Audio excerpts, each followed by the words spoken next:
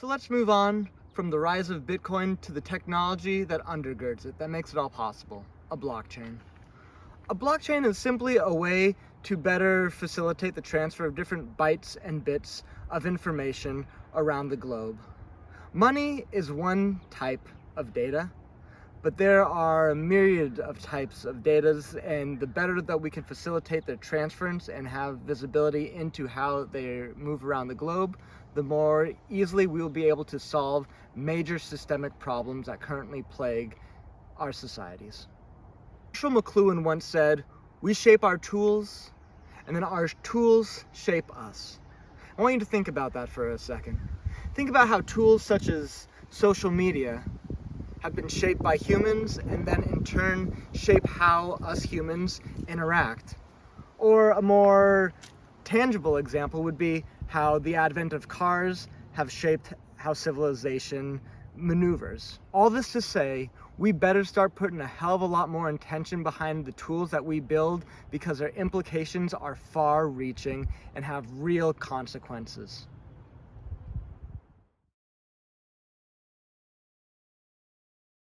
It took the telephone 50 years to reach 50 million customers. It took 22 years for the television to reach 50 million customers. It took 7 years for the internet to reach 50 million customers, and just 19 days for Pokemon Go to reach 50 million customers. So it should be no surprise that the uptake of Bitcoin and blockchain technologies in the past few years has been nothing short of extraordinary. Not only has Bitcoin and other blockchains increased in usage and value, but it's also created a whole ecosystem around it, including exchanges, banks, decentralized financial products and services, new venues for creatives to publish and connect to their audiences, new ways to lend, new ways to save, new ways to borrow. Below are some initial tools and applications that are supporting the ecosystem built around the various blockchains that we're soon to begin talking about. But why do we need these blockchains? Well, blockchains, including the Bitcoin blockchain, and some we'll talk about shortly, they fix some fundamental problems about our current information infrastructure. One is access. Who has it and who can get it? Next is authentication. Is this the real one? Who really owns it? Next is centralization. What entity is all of this really serving? And finally, it fixes some fundamental flaws in the current incentive game theory models of our information infrastructure, balancing the needs of the individual stakeholder with the health of the overall ecosystem. The various innovations in the blockchain incentive models are helping to sustain ecosystems with skin in the game governance and operating principles. So how do we get from Bitcoin to blockchain? Well, let me explain. See, in the 21st century, it's not just money that is valuable. I mean, information is becoming the most valuable asset. Data. Data is the new oil. So people are applying the same underlying technology and system design behind Bitcoin to almost all other forms of digital data. So it makes us ask the question, like, well, what is value? Because money is not a given, and it never has been, and it never will be. Money is our collective faith in the meaning of money. Our shared belief gives these paper bills value. Gold isn't intrinsically valuable. But for thousands of years, people have had collective faith in this yellow metal as a store of value and a medium of exchange. So why couldn't something equally useless like paper or a yellow rock serve the same purpose? Well, it does. I mean, what is cash? A promissory note that is backed up by a collective belief in the system that prints it. Cash used to be backed up by gold to help foster faith, but that was a long time ago. Why was there the gold standard? Well, because gold was thought to be scarce, even though we unearth more of it every year. And for reasons we may never fully really understand, we place our collective faith in gold for hundreds of years. the pace of gold extraction is rising through time, increasing supply, and thus debasing its value by about 1 or 2% each year, and as extraction, aka gold mining, technologies advance, that pace will likely increase. In 2005, gold mining produced 2,470 metric tons of gold. In 2019, 3,300 metric tons. Within a decade, we'll probably be extracting gold from the asteroids thanks to Space Force and SpaceX. Suffice it to say that money is like language. It is an abstraction that only becomes useful when it has reached mass adoption.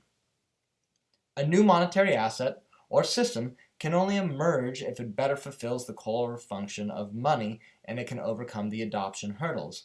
A new data infrastructure or system can only emerge if it better fulfills the core function of the information system and overcome the adoption hurdles. Throughout history, civilization has conferred a few different characteristics on things that they value. The first, fungibility.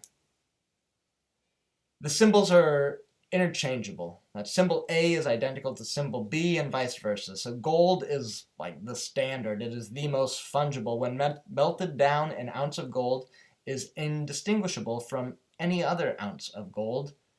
And it's been traded like this on markets around the world for hundreds of years. Fiat currencies, on the other hand, are only as fungible as the issuing institutions allow them to be. While it may be the case that the fiat banknote is usually treated like any other by merchants accepting them, there are instances where large denomination notes have been treated differently to small ones. For instance, India's government, in an attempt to stamp out India's untaxed grey market, demonetized their 500 and 1,000 rupee banknotes. The demonetization caused 500 and 1,000 rupee notes to trade at a discount to their face value, making them no longer truly fungible with their lower denomination sibling notes. Bitcoin and other digital assets are fungible at the network level, meaning that every Bitcoin or every Ethereum or every digital asset, when transmitted, is treated as the same as its equal part coin token throughout the network. The next value add is divisibility, that whatever it is easily divisible, so you can divide it into smaller and smaller portions. Bitcoins, Ethereum, Litecoins, they can be divided down to 100 millionth of a coin and transmitted at such infinitesimal amounts. Fiat currencies are typically divisible down to pocket change, which has little purchasing power, making fiat divisible enough in practice. And gold, while physically divisible, becomes difficult to use when divided into small enough quantities that it could be useful for lower value day-to-day trade and purchasing, like coffee. The next value characteristic is durability, that this thing, the symbol, the artifact can survive the test of time and weather and won't be worn out or disappear. Gold is the undisputed king of durability. The vast amounts of gold that have ever existed, been mined or minted, including the gold of the pharaohs, exist today and will likely be available for thousands of years in the future. Gold coins that were used as money and in the antiquities still remain significant today. Fiat currency and bitcoins are fundamentally digital records that may take physical forms, like paper bills or paper cryptocurrency wallet. Thus, it's not necessarily their physical nature that we need to consider, since a tattered dollar bill may still be exchanged for a new one and still has the purchasing power of a crispy bill, but the durability of the institution that issues them. In the case of fiat currencies, we've seen many times governments have come and gone, and their currencies disappeared as they've come or gone. The papermark, Rentemark, and Reichsmark of the Weimar Republic no longer have value because the institution that issued them no longer exists. If history's a guide, it would be foolish to consider that fiat currencies are durable in the long term. The US dollar and the British pound are relative anomalies in this regard. Decentralized digital assets, like Bitcoin, having no issuing authority, may be considered durable so long as the network that secures them remains in place. Given that these blockchain-based assets are still in their infancy, it's a little too early to draw strong conclusions about their durability. However, there are some encouraging signs. Despite nation-states' attempt to regulate this emerging asset class and years of attacks by hackers, the network has continued to function, displaying a remarkable degree of anti-fragility. The next characteristic is transferability. Transferability means the symbols can easily be transferred between owners. So data, bitcoins are probably the most portable store of value man's ever had. We can keep hundreds of millions of files of megabytes on eensy-weensy little USB cards. And should a USB not do the trick because you need to transfer those bytes, that enormous package of data across the world, boom, you got the cloud. So fiat currencies, being fundamentally digital, are also very portable. However, government regulations and capital controls mean that large transfers can take days, may not be possible at all if you're trying to send it to certain sanctioned countries. Cash can be used to avoid capital controls, but then the risk of storage and the cost of transportation become significant. Gold, being in physical form, is incredibly dense, so we usually consider gold as one of the least portable stores of value. Any raw material really is as well. So it's no wonder that the majority of gold bullion, it's never transported. So when a buyer or a seller of gold, what they're typically buying or selling is the rights to that gold, which is not the physical bullion itself, but just a piece of paper. The final thing that gives something value is scarcity. That there's a finite number of symbols, of pieces, of units of that thing. This attribute is what most clearly distinguishes many digital assets from fiat currencies, and it's one of the reasons why gold has been considered to be so valuable, because it's got some predetermined scarcity. These digital assets, many of them have capped limits, such as Bitcoin. There will never be more than 21 million Bitcoin.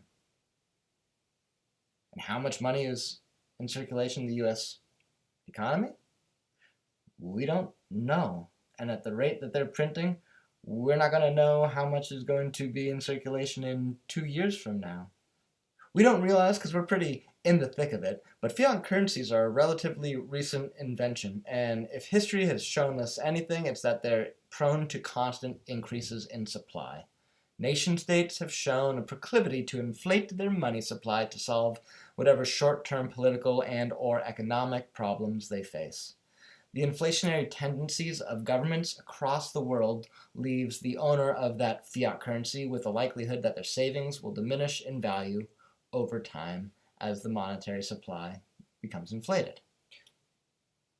Right now, all the currencies that global trade occurs in is what we call fiat, or centralized currencies. And these centralized currencies, or fiat, are managed by centralized governments that have a terrible track record of managing currencies. Over the last 14 years, Bitcoin and the surrounding blockchain ecosystem have proven that money and value can be more efficiently and effectively decentralized, just like communications, entertainment, manufacturing, information, and transportation have. Bitcoin is proving that when we distribute, make transparent, and better align incentives, we can create more resilient systems for our digital and global lives. The technological infrastructure that makes Bitcoin possible, the blockchains, the blocks of cars like train cars we discussed, when hitched together with timestamps, can be applied not just to money, but to any system that is facilitating the transfer of information, trusted data sets, contracts, agreements, certifications. And if we do this in a more transparent and secure, private manner, we can create more equitable, resilient systems.